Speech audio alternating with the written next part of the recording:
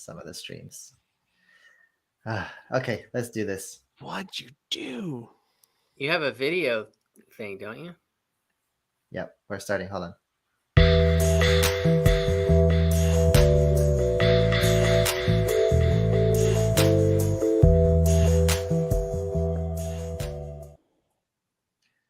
Hello, everybody, here and there, up and down, left and right. Thanks for joining us for our Filmocracy podcast.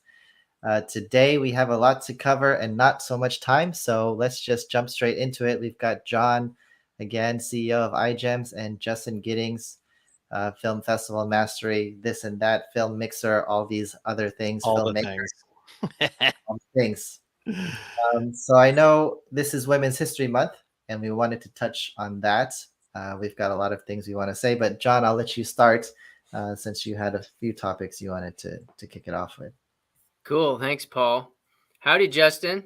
Hey, I'm so glad I'm here. We just had a great seminar masterclass, man. The feedback has been great about our Film Festival Mastery masterclass. So helping filmmakers, that's the mood I'm in.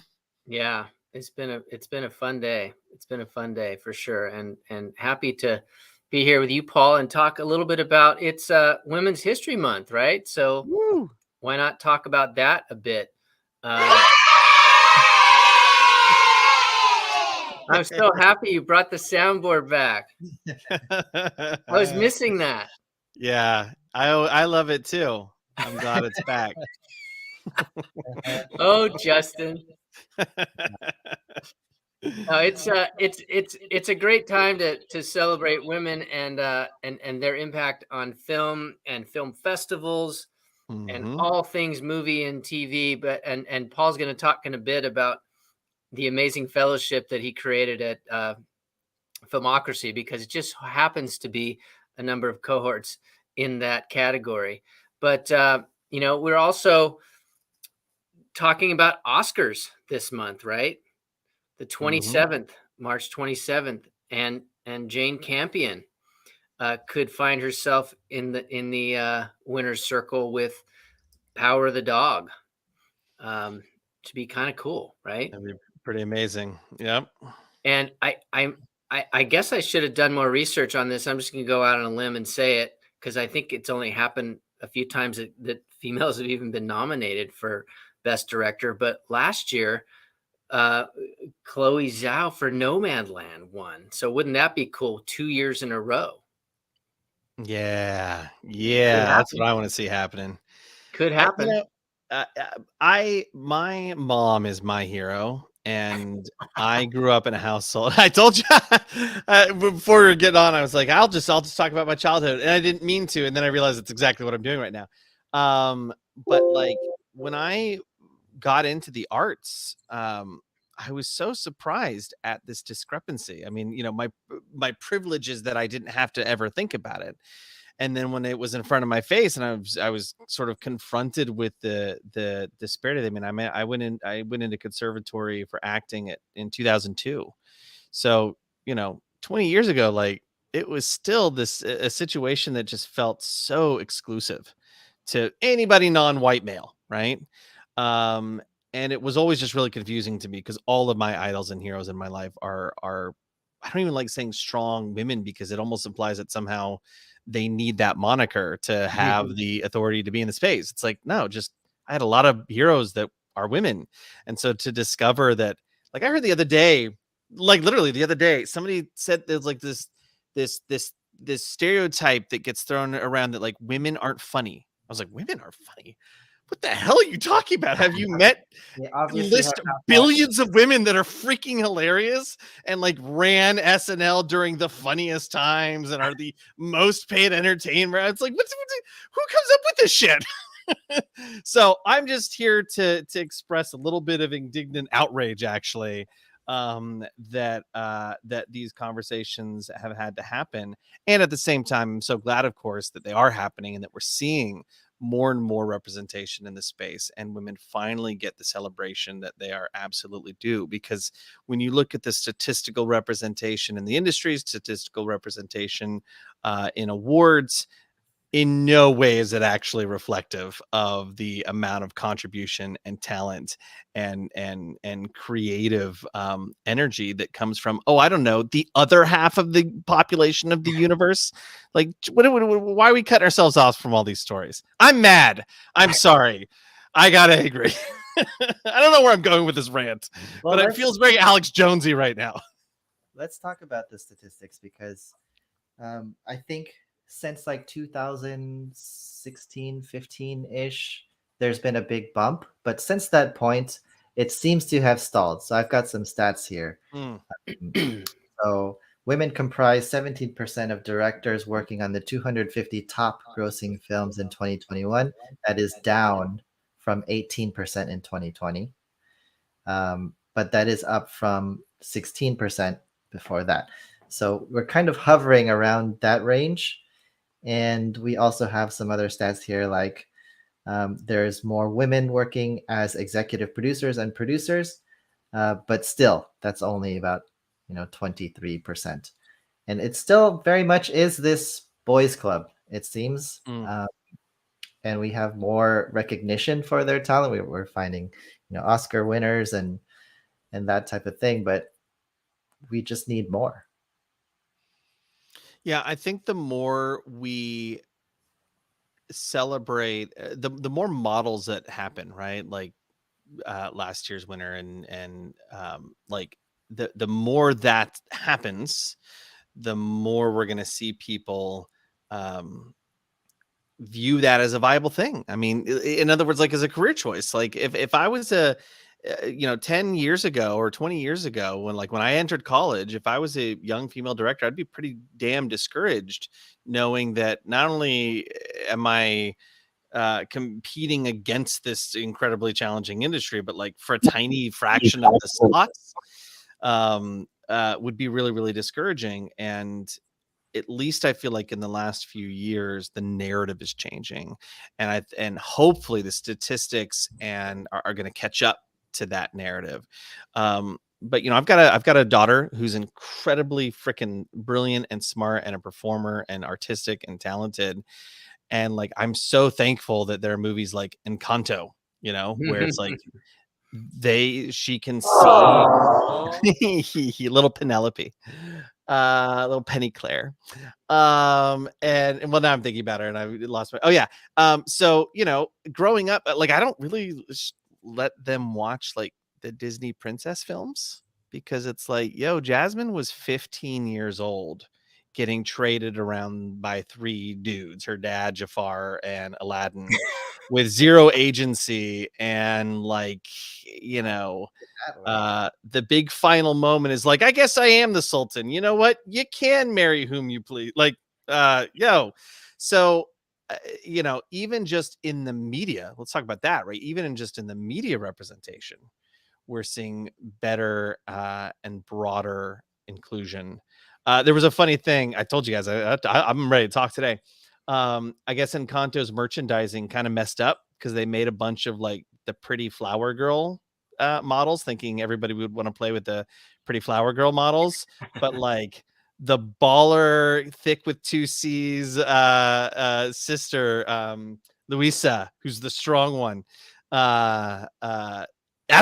that's the only thing that's selling. That's the only thing that these girls want to play with, is like, I love that. I love it. So Women's History Month, we're seeing the inclusion and stuff increase. And my hope is that as the narrative grows, the statistics and representation follows suit.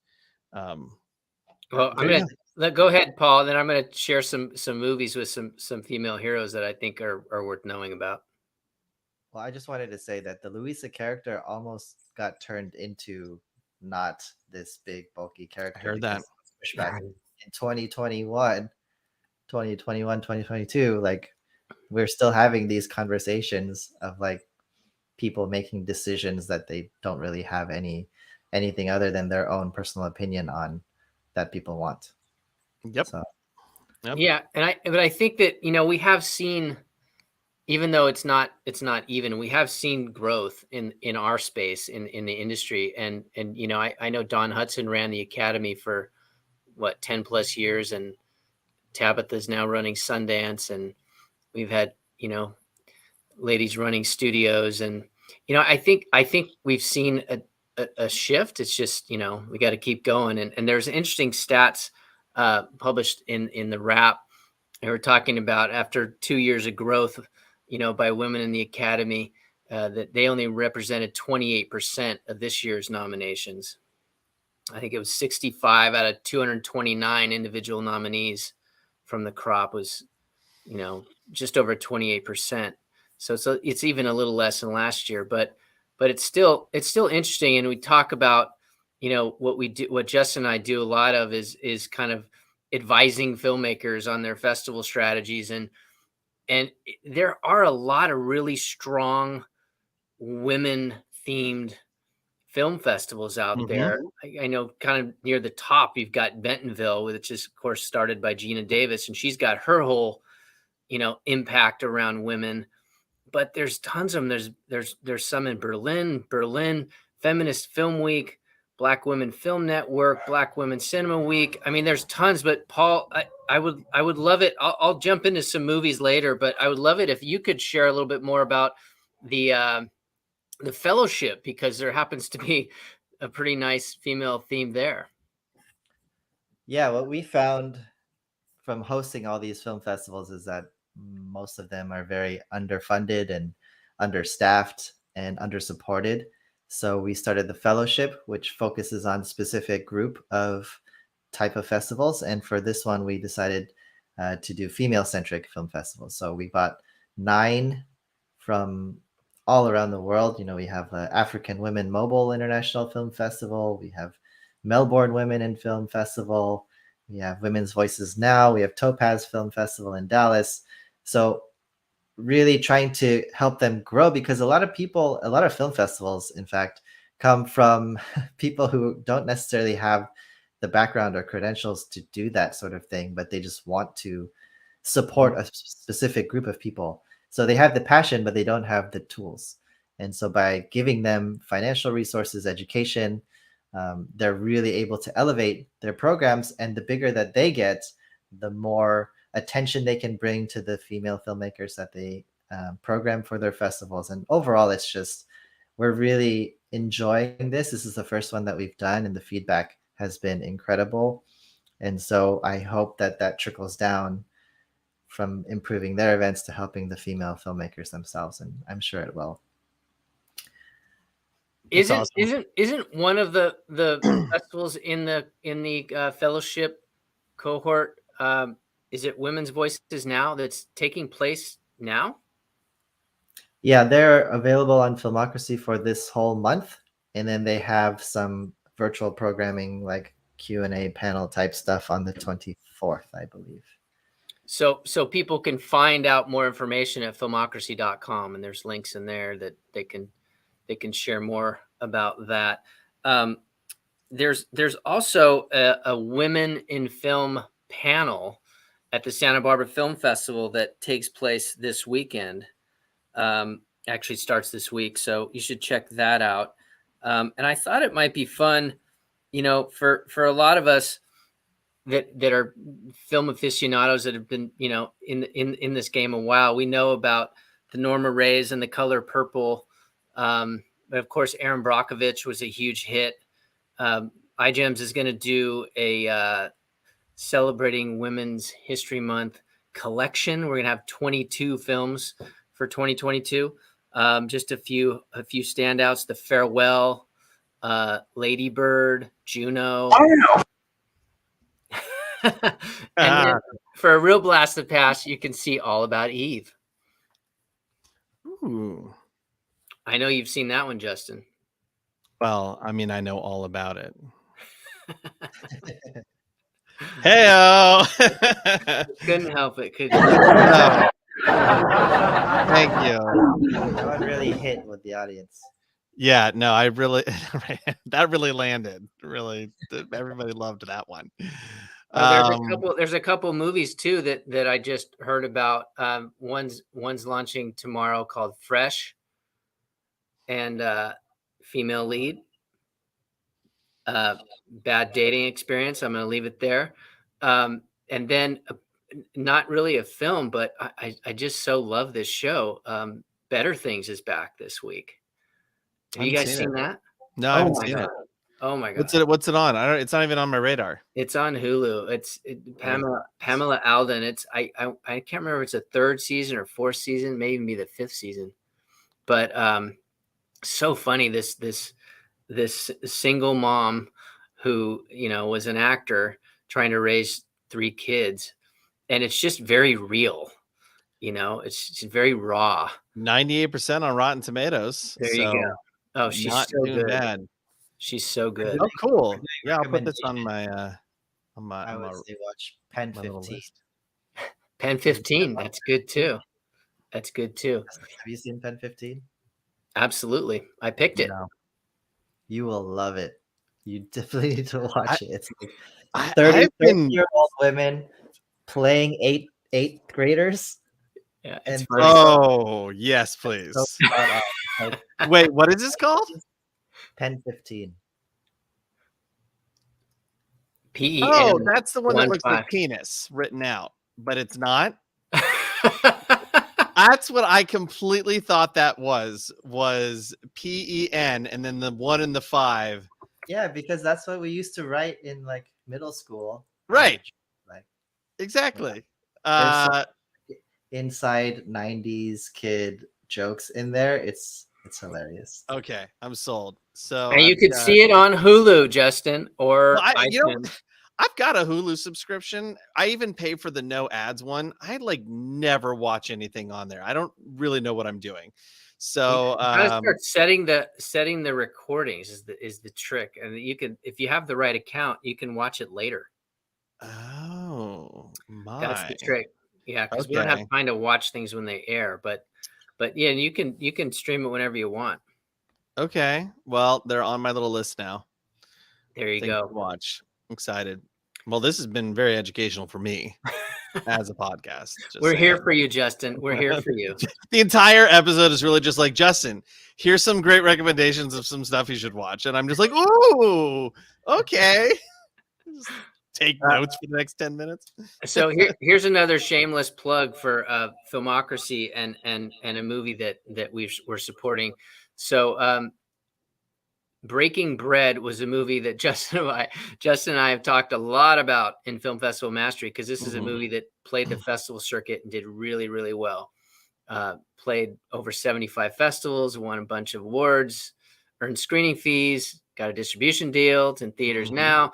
But Paul was kind enough to let us do we're calling it sneak preview tomorrow, March 4th at 7 p.m. And then we're going to do a Q&A afterwards with the filmmaker.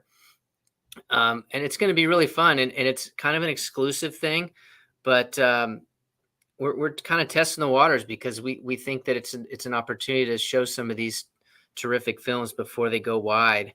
And if you just go and watch most of these movies on, Hulu or iTunes or wherever they land, you don't get to see a Q&A or hear a Q&A. So that's going to be fun.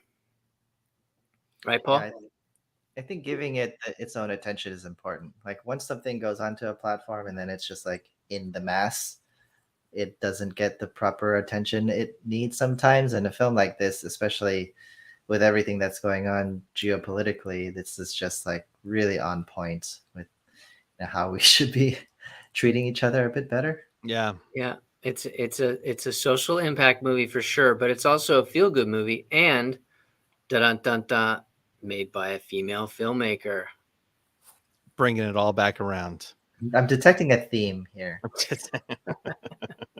this be what the podcast is about? When are we recording? We start now. How about if Justin tells us, since this is all about Justin, tell us 3 movies with female heroes. And if you can't think of 3, just give us 1. Well, I don't think it's fair for you to do this to me. No, I'm kidding. No, I lately I've been watching a lot of docs, so I'm trying to think if there are any docs recently that have popped up that have been particularly female-centric. But no, the one that I keep returning to because my daughter loves it so much is Encanto. Everything about that film and not just the strong female representation. Because if you watch it, like, except for Bruno, the like black sheep of the family uncle, there's very few even just scenes We don't with talk men. about Bruno, Justin. Huh? Oh yeah, we don't talk about Bruno. I wonder if it passes the Bechdel test. I feel like it has to. Yeah, it has to. Yeah, I'm sure. She's talking to her mom about things. Yeah. I bet all over the place. So, for those of you who may not know, Bechdel test references like a web cartoon where, and I think the author's last name is something Bechdel, where two women speaking together, not about a man, right? I believe it's as simple as that. And of course the disparaging statistics of it being like, there's like one film out of the last 8 million or something, just really small statistic. But it became a, generally, broadly applied tool to just kind of be like, are women talking about things other than men without men around, kind of thing. And yeah, I definitely, Encanto is going to pass that with flying colors. But even just like how the characters look. And Paul, you were talking about that. I had read that too, which was that like there was a lot of pushback by the artists to represent these characters the way they ended up being represented. And then again, the marketing team was like, well, I'm sure though everyone's just going to buy the Barbie doll. And it's like, nope, kids, it's okay. Again, rant. Here we go. So, I watch, screen a lot of the media that comes in for my kids. I got a 4-year-old daughter and a 6-year-old son. And for both of them, I'm trying to like teach them these things. And I was watching YouTube the other day and I had YouTube Premium. It had lapsed. And so there was a commercial came on and it was like, hey, are you a 50-year-old woman who used to be beautiful and probably you're not so much anymore? So here's some skin cream to make yourself like, whatever. Right. And I turn off the TV and I sit down with my daughter and it's like, we're going to break this down right now. And I tried to do it age appropriate, but, I kind of had the thought, which was that like, at least for my kids, and I think this is a trend, a lot of times they're watching streaming services and they're not getting commercials. So they're not getting sort of the cultural indoctrination that I never really thought about until I'm watching a commercial for the first time in a long time in front of my daughter and being like, oh, way to go, TV, to tell my kid she's got an expiration date based off of literally, it was like I used to be a cover girl and now I am again. I mean, it was yuck. Where the hell was I going with this other than just the expression of rage? So I wonder, basically, my son too. Like my son wants to get the Encanto dress because he thinks the dress is cool, and so like they'll play Raya and the Last Dragon. That was another one, because clearly I'm watching kids movies, right? Where it's like female dragon, female badass saves the world lead. And so like my son is like, well, I want to be Raya. I want to wear the necklace. I want to have the Encanto dress. And it's just, again, my hope is that without commercials and with better representation in media, I feel super lucky and blessed that my kids are growing up pretty insulated from these narratives. And then they'll listen to audiobooks like Ramona and Beezus from 20 or 30 years ago, and you'll hear the cultural baked in narratives about boys versus girls and how boys are this and girls are like this. And if you want a boy to give you attention, just pinch him. And my son now, even I can hear him say to my daughter, Penny, this was made a long time ago. We don't believe this anymore. And I'm like, go son, be an ally. And then, of course, all this being said, my daughter somehow is like just wants pink sparkly shoes and dresses. And we fight every morning because she wants to wear pink sparkly dresses. And I'm like, how did you even get in? Okay, cool. Yeah, wear it. I don't care. So, yeah, what was the question? Okay, you answered it about 20 minutes ago. Excellent. Glad I could be of service. I just want to add one thing. Paul, tell us a couple of your faves. Before I say my faves, I just want to say regarding the Bechdel test, if there's no females having conversations about non-males, it's because it was written that way in all likelihood. And so this is the part, the writer's room, that also needs more representation, and there's not enough of it. When you get females in the writer's room, you get really amazing, real types of shows like John referenced or like Pen 15 that I referenced, because they are speaking like from their truth.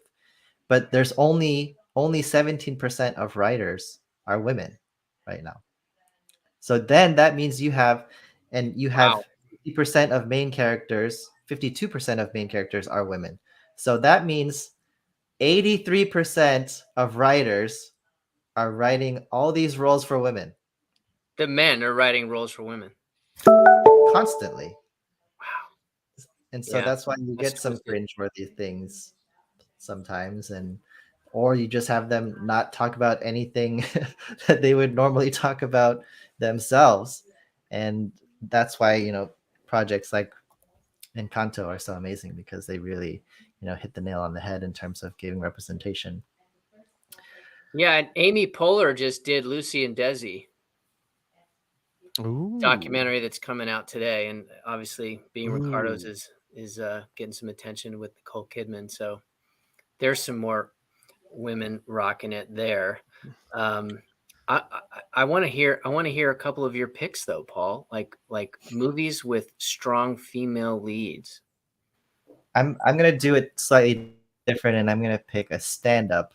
Okay. With a strong female comedian, and I will say Ali Wong has really hit it out of the park. I don't know if you've seen her earlier ones where she was pregnant. I've seen earlier, yeah. Her most recent one, a lot of comedians are like a flash in the pan. Like they'll have their thing, and then their next thing is not as good, and then they kind of disappear. But Ali Wong really is just like killing it, and she's interesting because she's like reversing roles a bit and positioning herself in a comedic way as gross as a man, in a sense. Like she talks about how male comedians get to sleep around with all their fans, and it's so easy for them, and female comedians can't sleep with their fans because they're probably murderers, and just the pickings are different, but she wants to. And so it's like a nice reversal to kind of like give a little critical thought on actually the differences, even though they're very similar. So yeah, I would say Ali Wong, especially also she talks a lot about being Asian, and that matters to me. Yeah, well, it does. The diversity thing. Oh, right, you're Asian. I just It's a bright light in this room. I try to lighten it up a bit. Oh yeah, I dipped my toe in the water. I'm gonna remove the toe from the water and step back from the edge before. Bazinga! Yeah. All right, so I'm gonna give you 3 of my favorites, since you asked. I did. John, what are 3 of your favorites? You're gonna hear it anyway, right?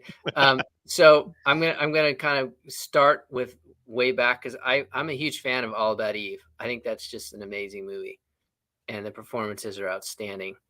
And then I'm gonna skip forward to Erin Brockovich, because I'm a huge Soderbergh fan, and I think Julia killed it, and just killed it. Yeah, just great movie all the way around. Good message, good performances. It's just great.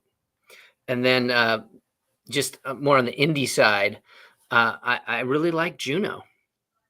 Yeah, great movie, and that animated title sequence just sticks with me too. I love what they did with that. Yeah. I love Juno. Juno was one of my earliest I didn't grow up with a lot of exposure to media and movies. It kind of came from a conservative background, and although my parents weren't particularly like that, it was just culturally, what got watched, right, was pretty tame, and not outside of the box very much. But I remember Juno being one of the first times I was like, oh, you can make a movie like that? Okay, That's cool. I'm into that. So yeah, no, that's great. Thank you, John, for sharing your 3 things. That was very interesting. Thank you, John. Oh, now it sounds mean. Paul made it mean. I meant it. I'm just exuberant. Paul's not a good person. You got to give me a good sound effect now, Paul, to make up for it. Yeah, do it. Go. I'm just gonna click the. You can't touch this. You can't touch this. Great. Advertising. Oh, we're about to get licensing. Okay. Whew. That was close. Got that just in time. All right, Paul, go ahead and do your thing and wrap us out of here, because I think people got to get on with their lives. But it's been fun celebrating women and Women's History Month with you two gents. Amen. Yeah, pleasure as always. And thank you to our live audience. I know you're there listening intently, so we hope you join us every 2 weeks. We'll do this over and over again, and we will improve as hosts and talk about more and more interesting things that are deeply personal to Justin. So great. That's the end of it. Awesome. Thanks. Thank you all.